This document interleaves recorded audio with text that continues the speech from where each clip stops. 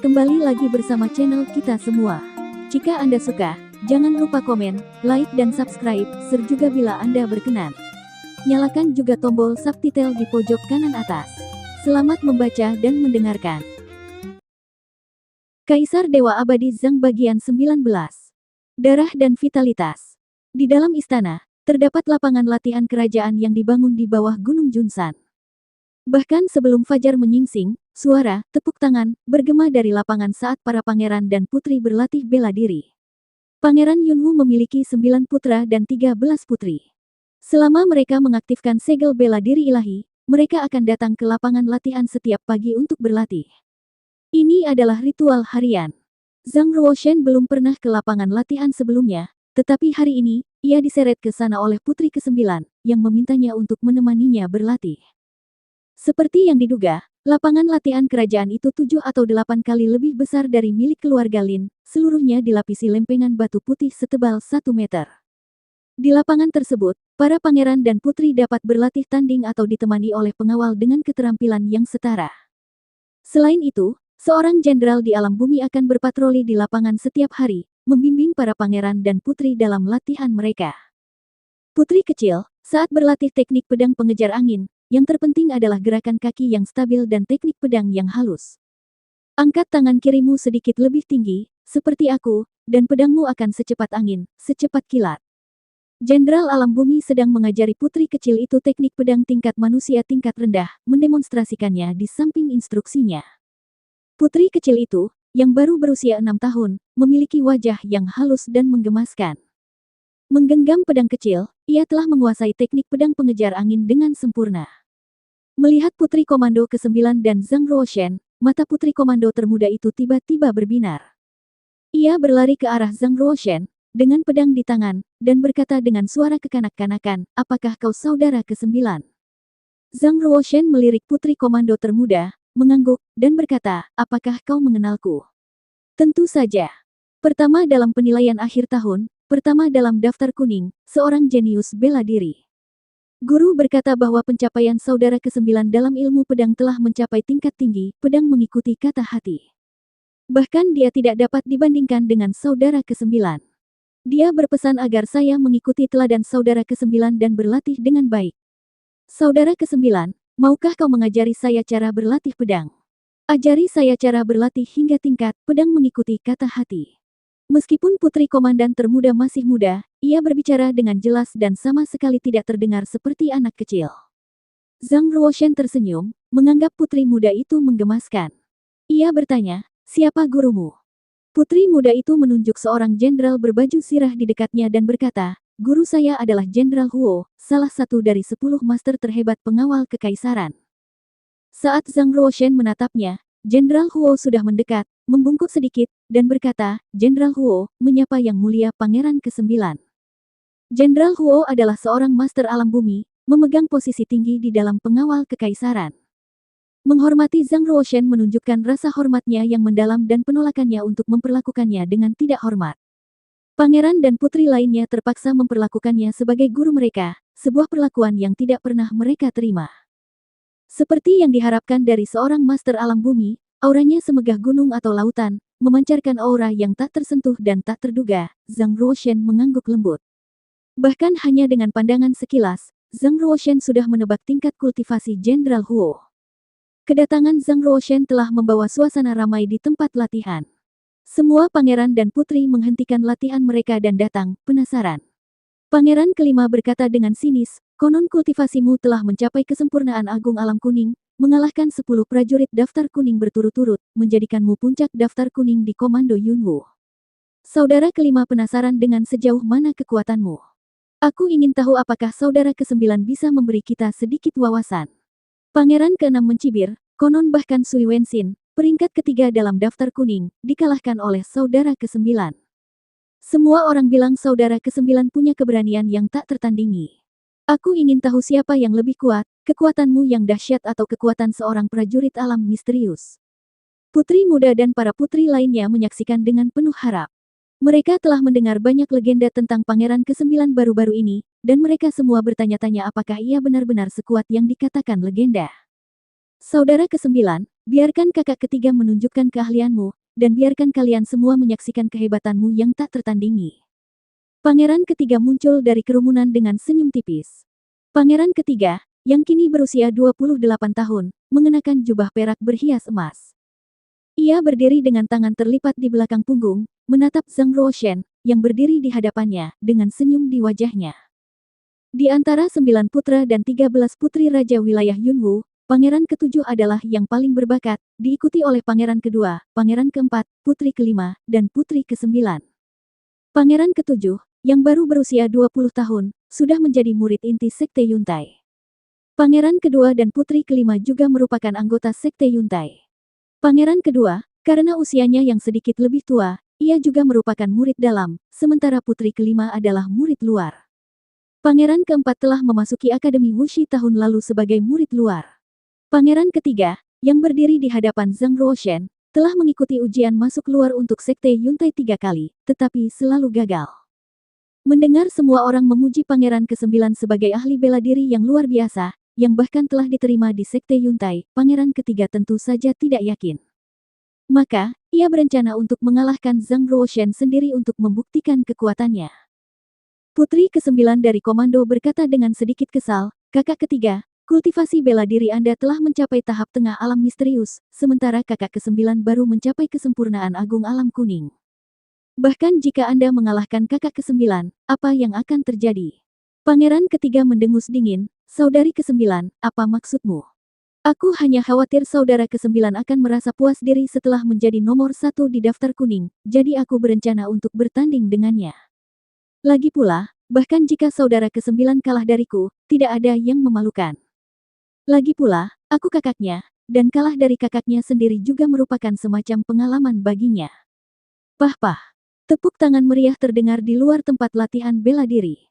"Yang mulia, Pangeran ketiga, bagus sekali." Lin Chenyu dan Lin Ningxian berjalan dari kejauhan dan memasuki tempat latihan bela diri. "Salam untuk semua pangeran dan putri." Lin Chenyu membungkuk kepada para pangeran dan putri di lapangan bela diri, tetapi wajahnya sama sekali tidak menunjukkan rasa hormat, malah ia memasang senyum yang agak sarkastis.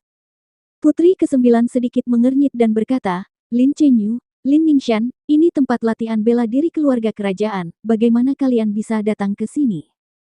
Lin Chenyu mengeluarkan lencana pinggang dan berkata, "Atas perintah Ratu, Ningxian dan aku juga bisa pergi ke tempat latihan bela diri keluarga kerajaan untuk berlatih bela diri, dan omong-omong, kita juga bisa bertukar cerita dengan para pangeran dan putri."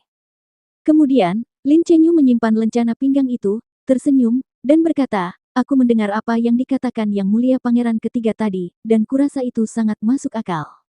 Sepupu, apakah kau takut kalah, sehingga kau tidak berani bertarung dengan Yang Mulia Pangeran ketiga? Atau kau hanya meremehkan Yang Mulia Pangeran ketiga?" Setelah mendengar kata-kata Lin Chenyu, wajah Pangeran ketiga langsung berubah dingin. Ia berkata, "Saudara ke-9, apakah kau takut melawanku?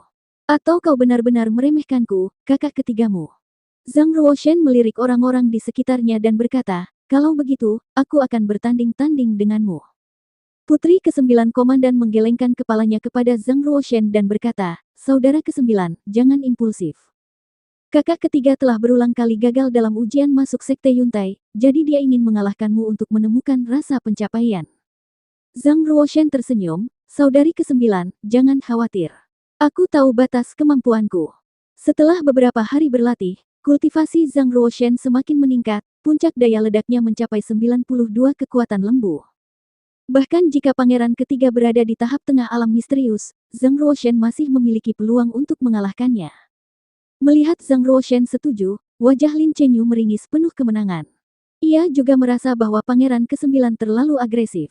Menggunakan bantuan pangeran untuk meredam amarahnya akan menyenangkan. Senyum tersungging di wajah pangeran ketiga. Ia berkata, "Saudara ke-9, sebaiknya kau berhati-hati. Jangan kalah dariku di langkah pertamamu. Jika kau kalah, kau akan mempermalukan sebagai orang nomor 1 di daftar kuning." Tinju adu banteng. Pangeran ketiga melancarkan tinju adu banteng, sebuah teknik militer tingkat menengah manusia. Tinju adu banteng memiliki 10 tingkat. Pada tingkat pertama, seseorang dapat menyerang dengan kekuatan seekor banteng. Pada tingkat kedua, seseorang dapat menyerang dengan kekuatan 4 banteng. Pada tingkat ketiga, seseorang dapat menyerang dengan kekuatan 9 banteng. Dan seterusnya, pada tingkat ke-10, seseorang dapat menyerang dengan kekuatan 100 banteng. Banyak prajurit di pasukan berlatih tinju adu banteng, tetapi tak seorang pun pernah mencapai tingkat ke-10 sebelum mencapai alam misterius. Pangeran ketiga baru mencapai tingkat ke-9, yang mampu melepaskan kekuatan 81 banteng. Meskipun Zhang Ruoshen baru mencapai kesempurnaan agung alam kuning, kekuatannya jauh melampaui para prajurit setingkatnya. Bahkan tanpa menggunakan telapak tangan gajah naga prajna, ia dapat melepaskan kekuatan 81 banteng. Zhang Ruoshen melancarkan serangan telapak tangan, yang berbenturan dengan tinju adu banteng milik pangeran ketiga. Bang! Pukulan-pukulan itu beradu, seimbang. Zhang Ruoshen mengibaskan lengan bajunya dan berkata, inikah kekuatan seorang pendekar di tahap tengah alam misterius? Kita baru saja mulai. Tanda bela diri ilahi di antara alis pangeran ketiga menyala, dan ki sejatinya mengalir ke dalam darahnya. Energi darah merah samar terpancar dari tubuhnya, melingkupi tubuh pangeran ketiga seperti pelangi. Energi darah bagaikan pelangi. Hanya pendekar di tahap tengah alam misterius yang mampu mencapai ini, membentuk cincin pelangi merah di belakang mereka. Semakin gelap cincinnya, semakin kuat kultivasi pendekar tersebut. Cincin pelangi yang diaktifkan pangeran ketiga sangat pucat, menandakan bahwa ia baru saja mencapai tahap tengah alam misterius. Tahap awal alam misterius ditandai dengan energi darah yang mendidih. Tahap tengah ditandai dengan energi darah bagaikan pelangi. Tahap akhir ditandai dengan energi darah yang membumbung tinggi ke langit. Melepaskan kekuatan energi darah, kekuatan pangeran ketiga melonjak drastis, melepaskan kekuatan tingkat ke-10 dari tinju adu banteng, setiap pukulan memiliki kekuatan 100 banteng. Bang! Hanya dengan satu pukulan, pangeran ketiga menghempaskan Zhang Ruoshen. Apakah ini kekuatan jenius bela diri nomor 1 di daftar kuning? Tidak lebih dari ini. Pangeran ketiga tertawa terbahak-bahak, menendangkan kakinya, dan seperti banteng buas, ia menyerang Zhang Ruoshen lagi, melancarkan 18 pukulan berturut-turut. Zhang Ruoshen mundur selangkah dengan setiap pukulan. Seorang pendekar di tahap tengah alam misterius memang tak bisa diremehkan.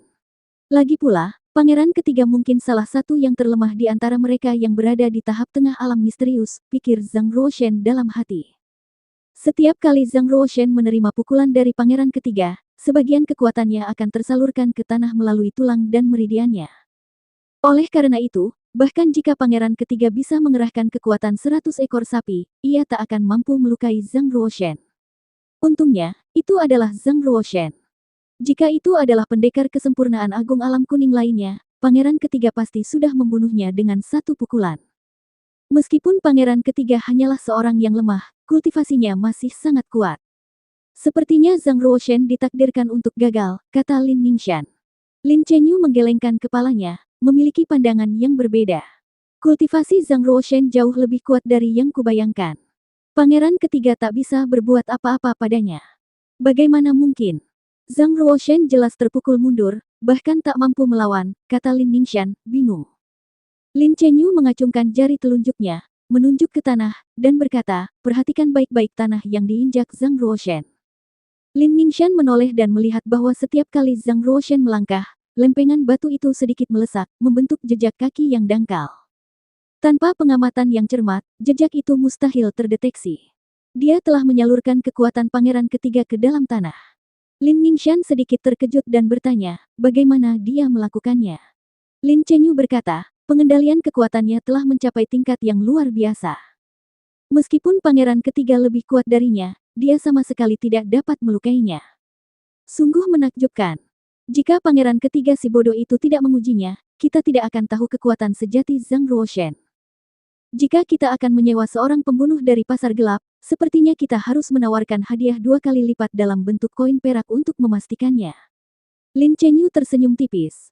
Selain Lin Chenyu, hanya Jenderal Huoxi, yang telah mencapai alam bumi, yang dapat mengetahui kekuatan sejati Zhang Ruoshen. Ia mengangguk setuju, berpikir, seorang jenius bela diri sejati, seorang pahlawan muncul di usia muda. Putri ke-9 komandan sangat prihatin terhadap Zhang Ruoshen dan berkata, saudara ke-9, kultivasimu tidak sebaik kakak ketiga. Jangan tantang dia dengan kekuatan kasar. Ambil pedangnya. Ia melemparkan pedangnya ke arah Zhang Ruoshen.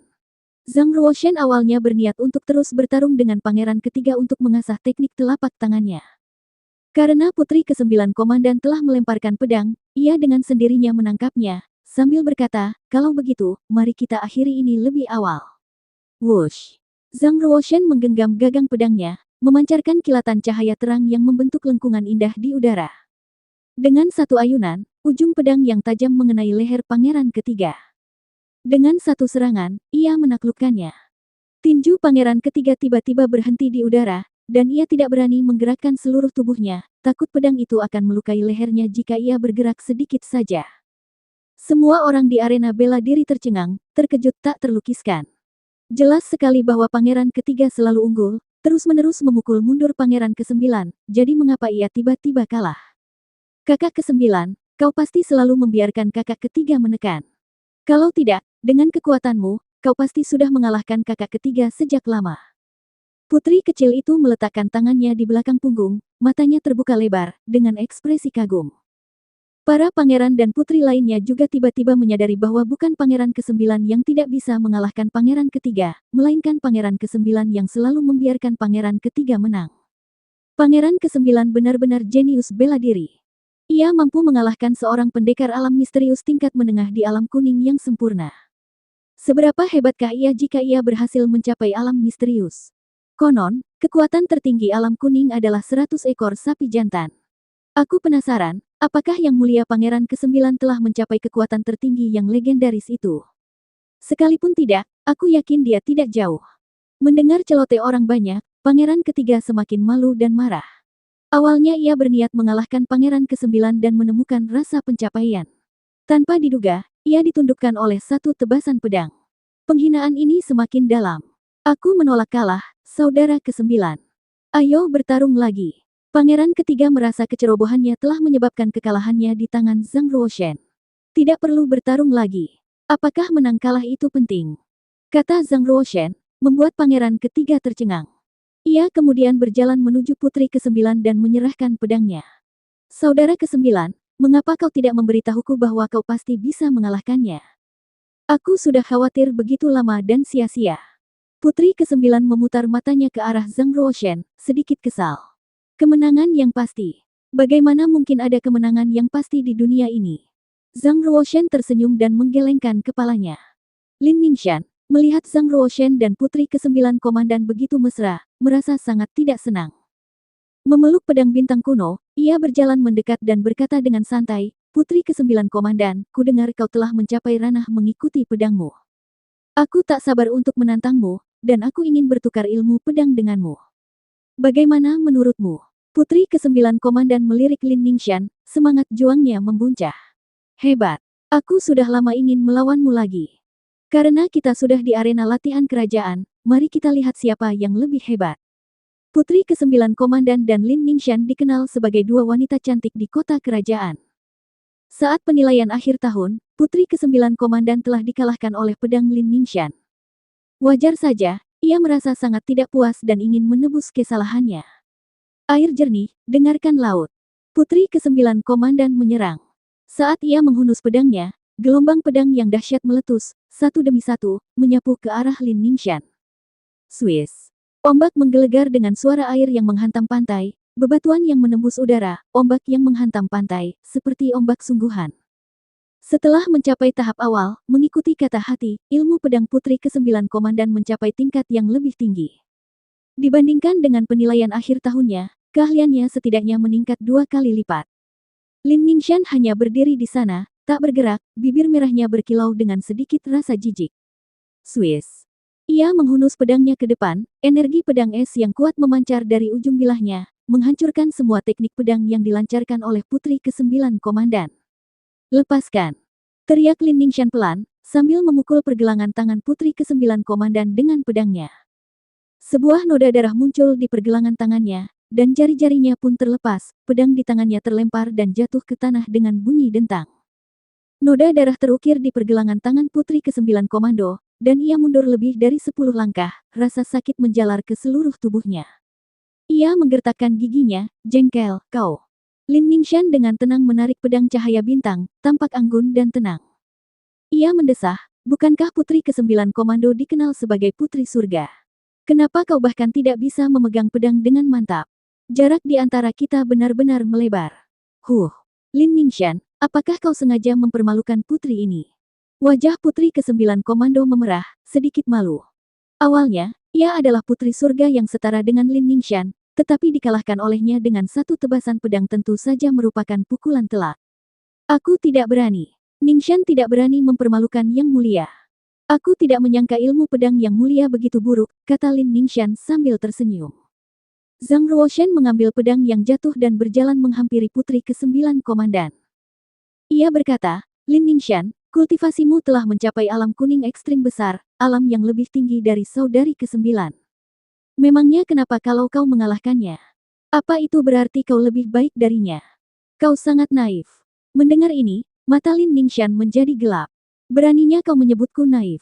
Semua orang melihat dengan jelas bahwa aku mengalahkan putri ke-9 komandan hanya dengan satu tebasan pedang.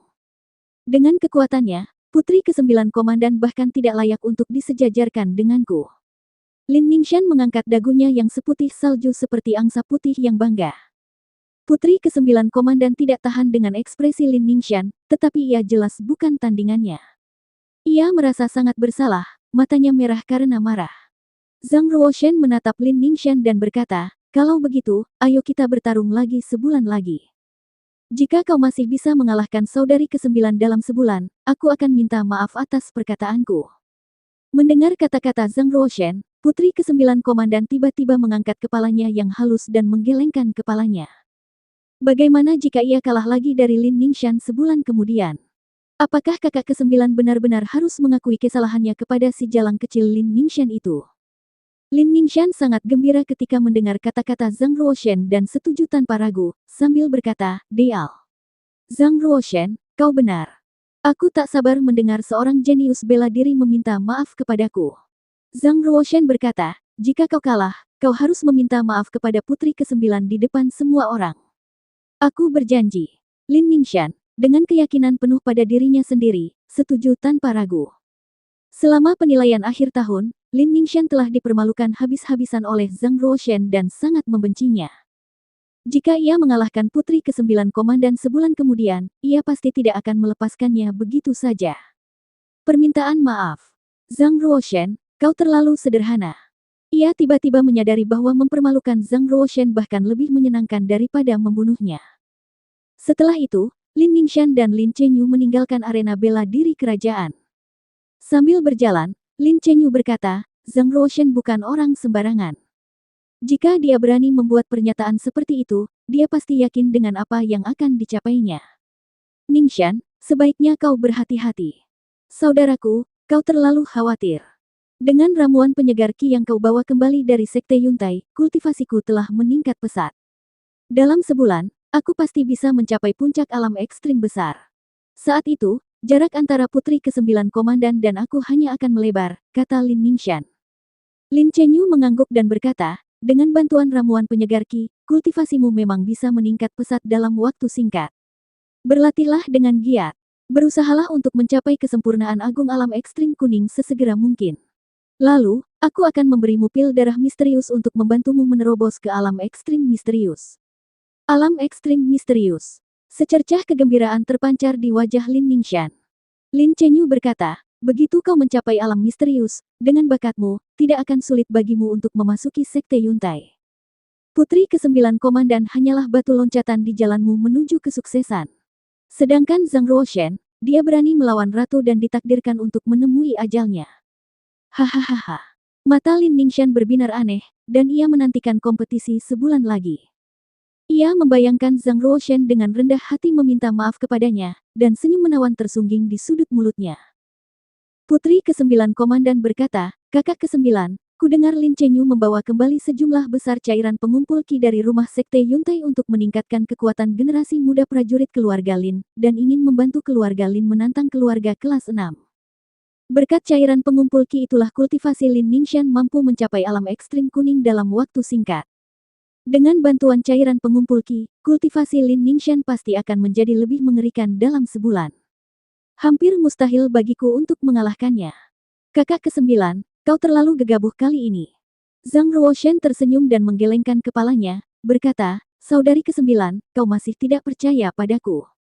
Apa kau lupa bahwa aku berkultivasi ke alam ekstrim kuning hanya dalam waktu setengah tahun?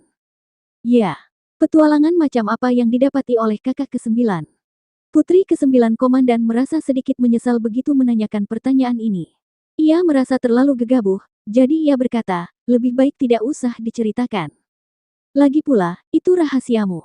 Setelah pertemuan terakhir, Zhang Ruoshen merasa putri ke-9 masih dapat dipercaya, dan tak masalah untuk menceritakan beberapa rahasia kepadanya. Zhang Ruoshen berkata, meskipun sumber daya kultivasi memang penting, teknik kultivasi juga sama pentingnya. Saudari ke-9, kau sedang berlatih teknik spiritual tingkat rendah, teknik 1000 air, kan? Putri ke-9 mengangguk. Keluarga kerajaan memiliki 3 teknik spiritual, teknik 1000 air, strategi dewa perang, dan keterampilan bawaan. Teknik 1000 air, dan strategi dewa perang, adalah teknik spiritual tingkat rendah, sementara keterampilan bawaan adalah teknik spiritual tingkat menengah. Secara umum, dalam keluarga kerajaan, hanya pangeran dan putri yang telah mengaktifkan segel bela diri ilahi sebelum usia 5 tahun yang berhak berlatih keterampilan bawaan. Dengan kata lain, hanya mereka yang berlatih keterampilan bawaan yang berhak bersaing memperebutkan tahta. Pangeran ke-7 juga awalnya berlatih keterampilan bawaan, meskipun kemudian ia menemukan kesempatan berbeda dan memperoleh teknik kultivasi yang unggul. Putri ke-9 baru mengaktifkan segel bela diri ilahi pada usia 6 tahun, jadi ia terpaksa memilih teknik 1000 air. Zhang Ruoshen berkata, Sutra 1000 air hanyalah teknik tingkat spiritual tingkat rendah. Bahkan jika kau berkultivasi hingga kesempurnaan agung alam ekstrim kuning, kau hanya dapat membuka maksimal 16 meridian. Putri Komandan ke-9 memutar matanya ke arah Zhang Ruoshen dan berkata, apa maksudmu itu hanya teknik tingkat spiritual tingkat rendah? Saudara ke-9, kau harus tahu bahwa di Komando Yunwu, hanya ada kurang dari 10 teknik tingkat spiritual yang lengkap. Bagi keluarga kerajaan kita, memiliki 3 jilid saja sudah cukup luar biasa. Lebih lanjut, 1 jilid teknik tingkat spiritual tingkat rendah berharga setidaknya 1 juta koin perak, dan bisa mencapai 5 juta. Teknik sekali bersutra 1000 air akan berharga setidaknya 3 juta koin perak di luar wilayah kerajaan. Di Yunwu Commandery, hanya 2 keluarga kelas 6 dan 1 sekte kelas 6 yang masing-masing memiliki 1 jilid teknik tingkat spiritual tingkat rendah. Keluarga dan sekte kelas 7 lainnya, paling banyak, hanya memiliki fragmen teknik tingkat spiritual atau teknik tingkat manusia tingkat atas. Zhang Ruoshen tersenyum dan berkata, jika kau bersedia merahasiakannya, aku bisa mengajarimu teknik tingkat hantu tingkat rendah. Tingkat rendah. Tingkat hantu. Seru putri ke-9 Commandery, lalu segera menutup mulutnya dengan tangan. Mata indahnya terbelalak kaget, menatap tajam ke arah Zhang Ruoshen. Setelah beberapa saat, ia menenangkan diri dan berbisik, teknik tingkat hantu tingkat rendah. Saudara ke-9, dari mana kau mendapatkan teknik rahasia yang begitu menentang surga? Bahkan teknik terkuat Sekte Yuntai, Mahasuci Qian Kun Gong, konon hanya tingkat hantu tingkat rendah. Kata-kata Zhang Ruoshen sangat mengejutkan. Jika itu sampai keluar, itu pasti akan membawanya kematian. Bahkan keluarga kerajaan pun akan kesulitan melindunginya. Teknik tingkat hantu tingkat rendah, putri ke-9 komandan bahkan tak mampu membayangkannya. Zhang Ruoshen telah menghafal beberapa jilid, bahkan teknik tingkat raja sekalipun, apalagi teknik tingkat hantu tingkat rendah. Tentu saja, jika Zhang Ruoshen benar-benar mewariskan teknik tingkat raja kepada putri ke-9 komandan, itu tidak akan membantunya, melainkan berpotensi merugikannya. Zhang Ruoshen berkata, aku akan mengajarkanmu teknik tingkat hantu tingkat rendah yang disebut Kitab Suci Giok Sungai Langit. Teknik ini memiliki 7 tingkat. Jika kau berhasil mengolah tingkat pertama, kau akan mencapai kesempurnaan agung alam kuning. Kemudian, Zhang Ruoshen menuliskan seluruh kitab suci secara rinci dan menyerahkannya kepada putri ke-9 komandan. Putri ke-9 komandan mengambil kitab suci tersebut dan segera membacanya. Sejak pertama kali melihatnya, ia benar-benar terpikat.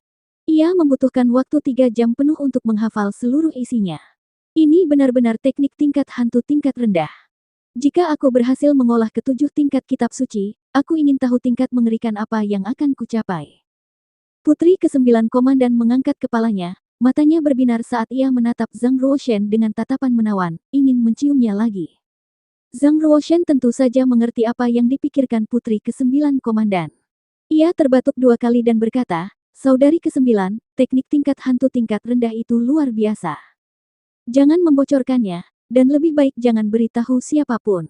Putri ke-9 komandan berkata, apa kau pikir adikmu idiot? Teknik tingkat hantu tingkat rendah ini sulit didapat. Aku pasti tidak akan memberitahu siapapun. Bahkan jika ibu dan ayah bertanya, aku tidak akan mengungkapkan sepatah kata pun. Setelah mengatakan ini, Putri ke-9 komandan berjalan ke kaki Dian dan membakar naskah, kitab suci giok sungai langit, di tangannya hingga menjadi abu, tanpa menyisakan sepatah kata pun. Zhang Ruoshen berkata, sekarang, kau bisa mengubah teknik kultivasimu menjadi Sutra Giok Sungai Langit. Setelah transformasi selesai, kualitas kimu pasti akan meningkat secara signifikan. Jika kau bisa memanfaatkan kesempatan ini untuk menembus kesempurnaan agung alam kuning, kau akan memiliki setidaknya 90% peluang untuk mengalahkan Lin Ningxian dalam sebulan. Semakin tinggi kualitas tekniknya, semakin tinggi pula kualitas ki yang dipupuk, dan semakin besar pula kekuatan tempur sang pendekar. Misalnya, Zhang Ruoshen, yang baru mencapai kesempurnaan agung alam kuning, mampu mengalahkan pangeran ketiga, yang berada di tahap tengah alam misterius. Hal ini berkaitan erat dengan kultivasinya dalam Sutra Kaisar Sembilan Surga yang cerah. Setelah memperoleh teknik tingkat hantu yang lebih rendah, kepercayaan diri Putri ke-9 komandan melonjak. Matanya menyipit, senyum jenaka terpancar di wajahnya. Ia berkata, kakak ke-9, kau bahkan mewariskan harta yang tak ternilai seperti Sutra Giok Sungai Langit kepadaku. Bagaimana aku bisa berterima kasih? Ahem. Adik ke-9, kita kan saudara kandung. Kenapa berterima kasih padaku? Sebulan itu singkat. Kau harus rajin berkultivasi. Zhang Ruoshen berbalik dan melihat keluar jendela. Putri ke-9 komandan mendengus dan berkata, kalau kau bukan kakakku, aku pasti sudah berjanji padamu. Melihat raut wajah Zhang Ruoshen yang sedikit tidak wajar, Putri ke-9 komandan terkekeh dan meninggalkan kediaman Zhang Ruoshen untuk kembali ke tempat pertapaannya. Ia tahu bahwa duel dengan Lin Ningxian ini sangat penting dan ia tak boleh kalah. Setelah Putri ke-9 komandan pergi, Zhang Ruoshen memasuki dimensi dalam kristal ruang waktu dan mulai berkultivasi. Setelah mencapai kesempurnaan agung alam kuning, kolam ki Zhang Ruoshen telah meningkat 10 kali lipat dibandingkan saat kesempurnaan agung, membentuk ruang luas yang mampu menampung lebih banyak ki. Saat ini, ki di kolam hanya menampung 1/5 dari kapasitasnya. Hanya dengan mengolah ki di kolam hingga sempurna, seseorang dapat mencapai alam misterius. Bahkan dengan bantuan kristal roh untuk menyerap energi spiritual, para pendekar biasa perlu berkultivasi di alam kuning kesempurnaan agung setidaknya selama 2 tahun untuk mencapai kultivasi kolam ki yang sempurna. Liu Chengfeng juga seorang jenius, mencapai alam kuning kesempurnaan agung pada usia 17 tahun. Namun, setelah 3 tahun penuh berkultivasi di sana, ia masih belum berhasil menembus alam misterius.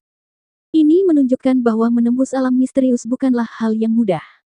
Sekalipun Zhang Ruoshen telah membuka 36 meridian, yang memungkinkannya berkultivasi dengan kecepatan yang jauh lebih cepat daripada pendekar lain, ia tetap membutuhkan waktu 1 tahun untuk mengolah ki sejati di kolam ki-nya hingga sempurna. Setahun terlalu lama. Zhang Ruoshen tidak bisa menunggu selama itu, jadi ia menghabiskan banyak uang untuk membeli ramuan yang dengan cepat meningkatkan ki sejatinya untuk membantu kultivasinya. Ramuan kelas 2, pil ki sejati 3 kemurnian, harganya 5.000 koin perak per buah. Mengonsumsi 1 pil ki sejati 3 kemurnian hanya meningkatkan ki sejati di kolam ki-nya sebesar 1/20.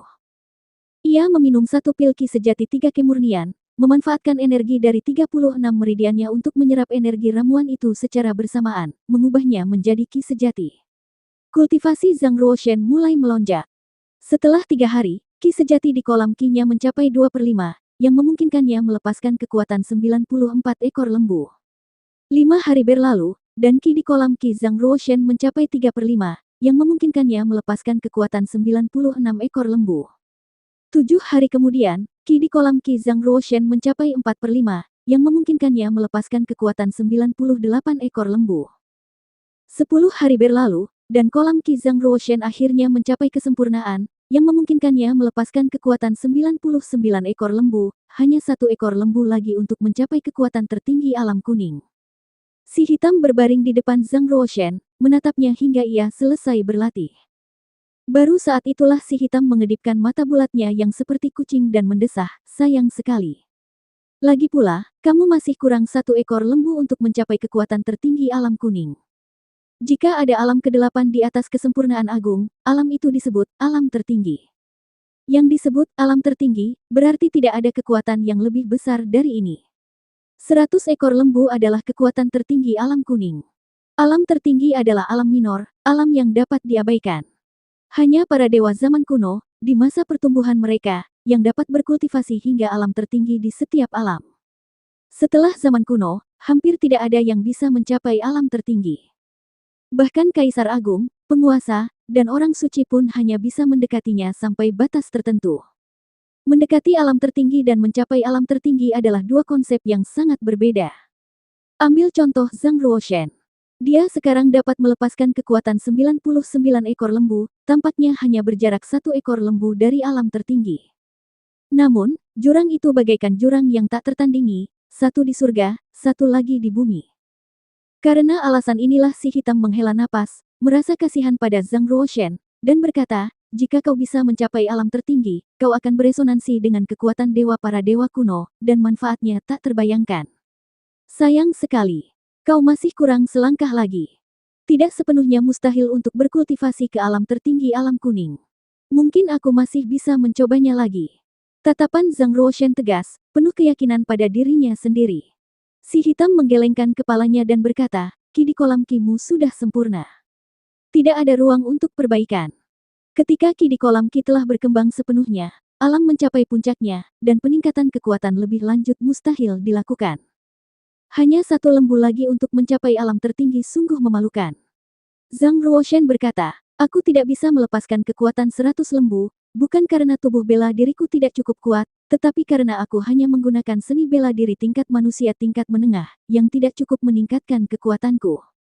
Si hitam tiba-tiba tersadar dan berseru kaget, benar sekali. Bagaimana mungkin aku lupa tentang peningkatan kekuatan dari seni bela diri? Oh, dan mengapa kau hanya mengolah seni bela diri tingkat manusia tingkat menengah sekarang? Jika seni bela diri yang kau olah adalah seni bela diri tingkat spiritual tingkat rendah, pasti bisa melepaskan kekuatan 100 lembu.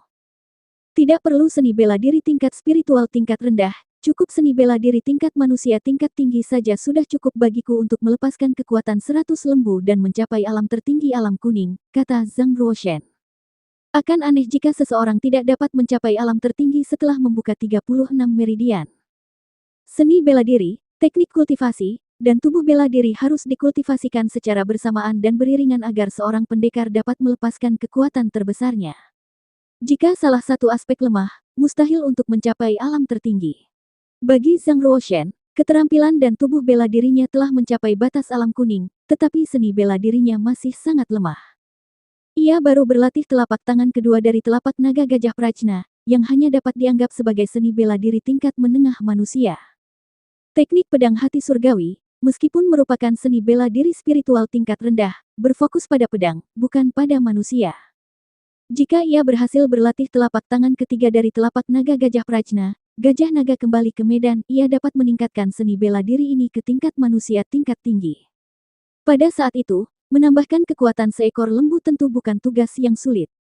Tentu saja, semakin jauh Anda mempelajari telapak naga gajah prajna, semakin sulit untuk berlatih. Misalnya, Zhang Ruoshen telah berlatih jurus ketiga, gajah naga kembali ke medan perang, selama berhari-hari, tetapi masih belum menguasainya. Lagi pula, terlalu banyak batasan di istana, sehingga mustahil untuk berlatih teknik-teknik jurus dengan bebas.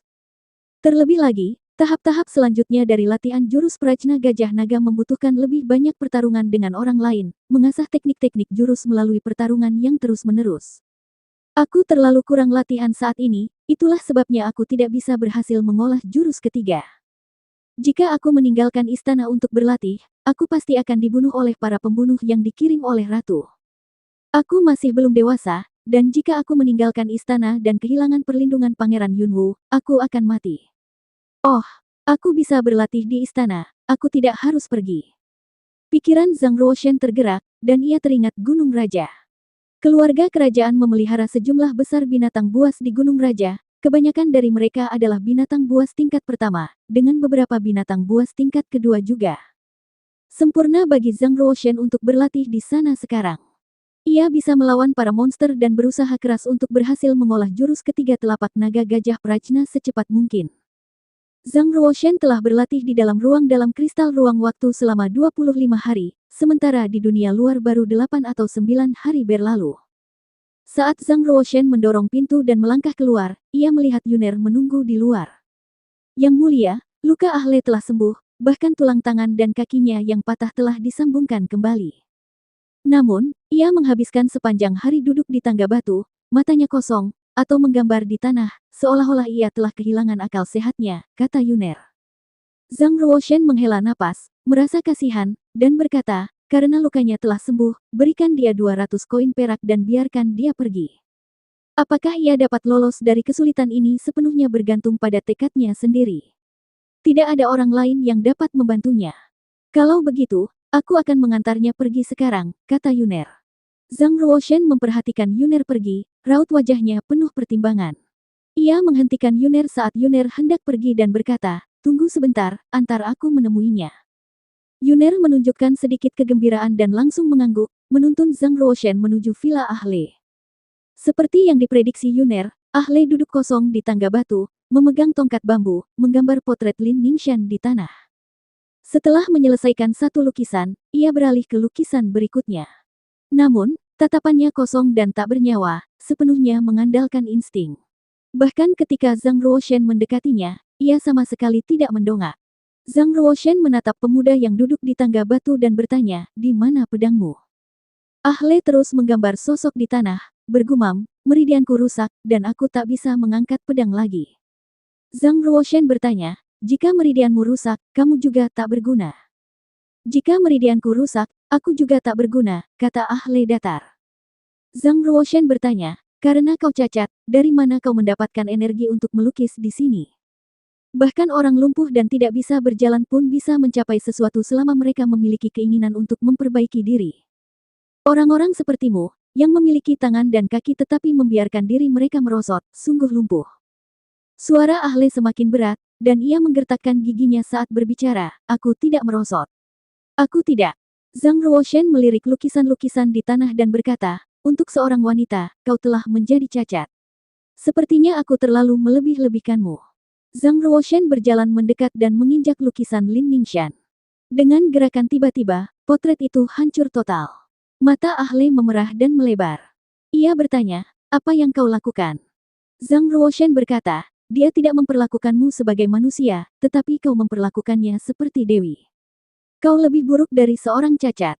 Kalau aku tidak berutang 2 nyawa padamu, aku akan membunuhmu sekarang juga, kata Ahle. Zhang Ruoshen tertawa, hahaha. Kau cuma sampah. Bahkan jika kau berlatih 10 tahun lagi, kau tetap takkan sebanding denganku. Aku bukan sampah. Ahle meraung, dan gelombang energi sejati menyeruak dari tubuhnya, memenuhi tongkat bambu di tangannya. Ia menusukkannya ke jantung Zhang Ruoshen. Tongkat bambu yang awalnya lunak dan rapuh, dialiri energi sejati, menjadi lebih tajam daripada pedang besi biasa. Bang! Zhang Ruoshen menamparkan dengan telapak tangannya. Tongkat bambu di tangan Ahle patah, dan ia terpental. Di udara, ia memuntahkan seteguk darah dan jatuh tersungkur ke tanah. Zhang Ruoshen berkata, sekarang, aku menghajarmu sampai muntah darah dan menyebutmu tak berguna, dan kau masih menganggapku penyelamatmu. Aduh! Ahle melolong seperti serigala, matanya merah padam. Ia bangkit dari tanah dan menerkam Zhang Ruoshen lagi, membuka mulutnya untuk menggigit leher Zhang Ruoshen. Zhang Ruoshen menggunakan tangannya sebagai pisau dan menebas secara diagonal, mengenai leher Ahle dan membuatnya jatuh lagi. Bang! Bang! Ahle terus menyerang Zhang Ruoshen, menjadi semakin gila, dan kekuatan yang dilepaskannya semakin kuat. Namun, setiap kali ia ditumbangkan oleh Zhang Ruoshen, ia sama sekali tidak bisa mendekati Zhang Ruoshen. Yuner berdiri di kejauhan, menyaksikan dengan ketakutan, tetapi ia tidak melangkah maju untuk menghentikannya. Ia tahu bahwa Zhang Ruoshen ingin membangunkan Ahle. Setengah jam kemudian, Ahle sangat lelah sehingga ia terbaring di tanah, terengah-engah. Zhang Ruoshen berjalan mendekat dan hendak menyerang lagi. Tidak perlu, kata Ahle. Zhang Ruoshen sedikit gembira, menarik telapak tangannya, dan berkata, apa? Apa kau masih ingin menjadi orang yang tidak berguna? Ahle menggelengkan kepalanya dan berkata, aku seorang pendekar pedang, bukan orang yang tidak berguna. Bahkan, ketika kau menjatuhkanku dengan telapak tangan pertama, aku sudah mengetahuinya. Terima kasih. Tidak perlu berterima kasih padaku. Kau bisa keluar dari bayang-bayang begitu cepat, semua berkat kemauanmu sendiri. Zhang Ruoshen membungkuk untuk membantu Ah Le berdiri, dan berkata sambil tersenyum, apa rencanamu selanjutnya? Mata Ah Le menjadi gelap, dan ia berkata, meridianku rusak, dan aku ditakdirkan untuk tidak pernah memasuki alam misterius. Tapi aku tidak akan menyerah. Aku pasti akan mencari ramuan untuk menyambungkan kembali meridianku. Zhang Ruoshen merenung sejenak dan berkata, meridian yang rusak mungkin bukan hal buruk bagimu. Aku punya beberapa buku latihan di sini, yang cukup aneh. Orang normal tidak bisa mempraktikkannya, tetapi hanya mereka yang meridiannya rusak yang bisa mempraktikkannya. Jika ketekunanmu cukup kuat, kau mungkin bisa mempraktikkan buku latihan ini dengan sukses. Ah Le tak punya banyak harapan untuk menyambung kembali meridian, tetapi ketika mendengar kata-kata Zhang Ruoshen, matanya langsung memancarkan cahaya yang membara, dan ia berkata, bagaimana jika aku berhasil berlatih? Keluar dari kepompong dan menjadi kupu-kupu, kultivasimu akan lebih baik dari sebelumnya, dan pencapaianmu di masa depan akan semakin tinggi. Ujar Zhang Ruoshen. Ah Le berlutut dengan satu kaki dan berkata, dermawanku, terimalah hormatku. Ah Le mengakhiri salamnya, lalu berkata dengan ekspresi tegas, aku berutang 3 nyawa kepadamu, anugerah keabadian, anugerah penyelamatan hidupku, dan anugerah pemberian kehidupan baru kepadaku. Mulai sekarang, jika kau membutuhkanku, aku akan menembus api dan air untuk membantumu. Zhang Ruoshen mengangguk dan segera mewariskan metode kultivasi, 9 transformasi hidup dan mati, kepada Ah Le. 9 transformasi hidup dan mati, bahkan lebih mendalam dan mengerikan daripada Sutra Giok Sungai Surgawi, yang diwariskan kepada putri ke-9 komandan. Namun, Zhang Ruoshen sama sekali tidak khawatir Ah Le akan membocorkan rahasianya. Setelah menerima 9 transformasi hidup dan mati, Ah Le segera kembali berlatih, sementara Yuner mengurus kehidupan sehari-harinya. Setelah mengantar Ah Le dan Yuner, Zhang Ruoshen pergi ke Gunung Raja untuk berlatih, berusaha keras menguasai jurus ketiga dari telapak Gajah Naga Prajna, Gajah Naga kembali ke padang. Jenderal Gekian tentu saja menemani Zhang Ruoshen ke Gunung Raja, menjaga tepi gunung untuk mencegah siapapun masuk dan membunuh Zhang Ruoshen. Zhang Ruoshen memasuki hutan lebat sendirian, langsung menuju tempat berkumpulnya para binatang buas tingkat pertama. Binatang buas biasa tidak menjadi ancaman baginya. Hanya binatang buas tingkat pertama yang bisa digunakan untuk berlatih. Setengah hari kemudian, Zhang Ruoshen bertemu dengan binatang buas tingkat pertama-pertamanya, macan tutul guntur angin. Macan tutul guntur angin dianggap sebagai makhluk yang tangguh di antara binatang buas tingkat pertama, memiliki kekuatan untuk membunuh seorang pendekar di tingkat kesempurnaan agung alam ekstrim kuning. Bahkan bagi seorang pendekar di daftar kuning, bertemu dengan macan tutul guntur angin adalah hal yang sangat memusingkan. Bang! Zhang Ruoshen menyerang dengan tangan kosong, membunuh macan tutul angin guntur hanya dengan satu tebasan.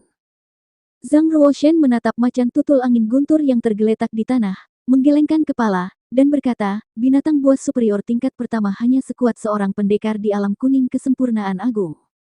Mereka terlalu lemah bagiku sekarang. Sepertinya aku harus mencari binatang buas tingkat kedua jika ingin mengasah kemampuan telapak tanganku. Zhang Ruoshen terus melangkah lebih dalam ke Gunung Raja. Jenderal Gekian, berdiri di tempat terpencil, menyaksikan dari jauh saat Zhang Ruoshen menghabisi macan tutul angin guntur dengan satu tebasan telapak tangan. Ia sedikit terkejut. Yang mulia Pangeran ke-9 sungguh luar biasa kuat. Selama dia tidak bertemu dengan binatang buas tingkat kedua itu, tidak akan terjadi apa-apa. Kurasa aku terlalu banyak berpikir. Khawatir akan keselamatan Zhang Ruoshen, ia diam-diam mengikutinya ke Gunung Raja, mengikutinya dari kejauhan. Bersambung.